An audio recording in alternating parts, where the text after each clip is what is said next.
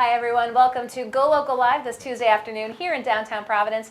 Thanks for joining us as we break down the Stanley Cup with Bryan Berard. Thank you for coming in today. Thank you for having me. I appreciate it. The third American ever selected first overall in the NHL draft, played 619 games in his NHL career. Now is going to be the first director of player development at the new Mount St. Charles Academy. Can't think of someone better that I'd like to break down the Stanley Cup with. Thanks again for having me. Well, we saw the Bruins emerge victorious in Game 1, and I have to ask you, right off the bat, that Torrey Krug hit, was that the biggest hit you've ever seen? Pretty close. I mean, it was exciting. I thought great. Let's start over, can we? I'll take it from the top. So if it was the biggest hit, I mean, it just was a game changer, right? Like, I mean, we saw the momentum start so slow for the Bruins, and that was always the big question going into the game.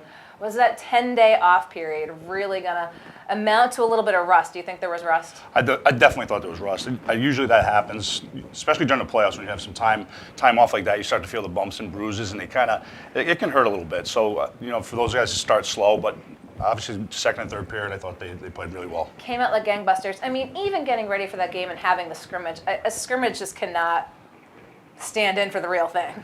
It can't, and nothing can compete in the intensity of playoff hockey. And so when you get a big break like that, especially for the goaltender, I was more worried about Tuukka, with that. And he had a great game, and he's been the MVP so far of the playoffs for me.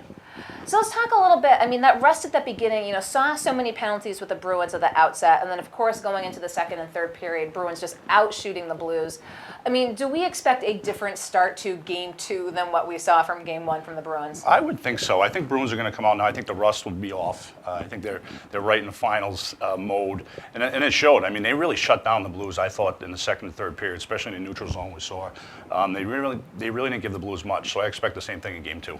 So who would you put up there in that list of sort of Bruins MVPs right now? Obviously, you talked about looking at Tuukka Rask play, but as a Sean Kuraly on the fourth line, really just stepping up his game. I mean, who are those Bruins that you're saying that you are like, who could be the MVP of the series if it does go in the Bruins' favor? I think obviously it's Rask right now. I think the way he's playing, but really all four lines are going. I mean, it's Bergeron to me. I think you could argue that he's the best all-around player in the game right now.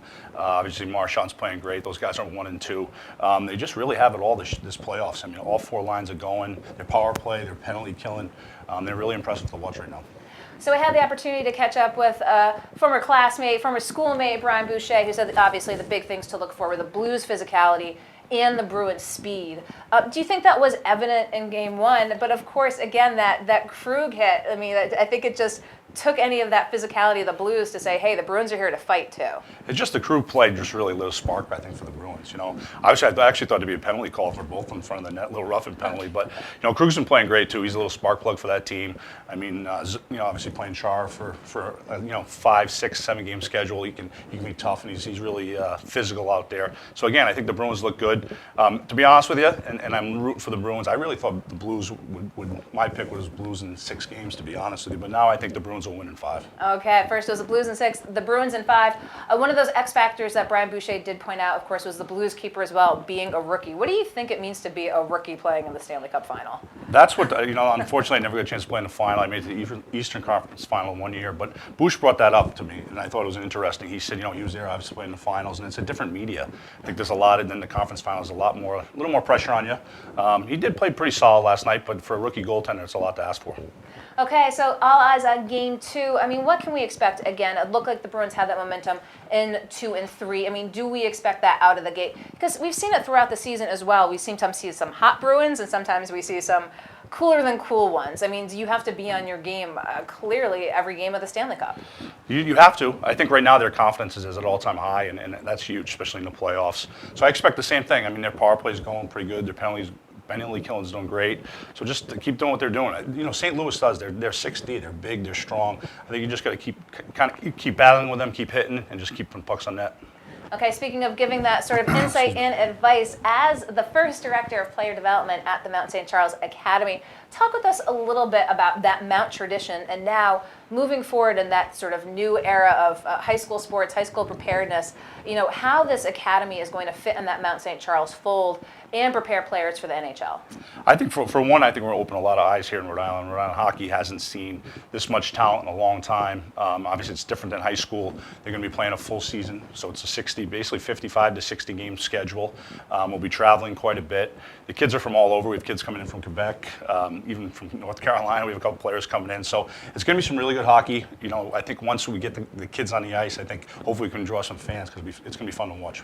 And do you think that, that preparation of, again, you said that year-round, of course, some high schoolers just play again, but they usually play club and high-level development.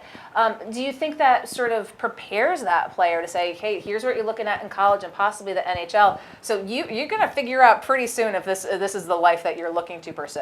It is, and what you're going to focus on, you have off-ice training, you have dieting, nutrition, and it's really, it just teaches you, and what we want to do, it could be a kid to play Division III or Division I, and if he's got a chance to go to professionals.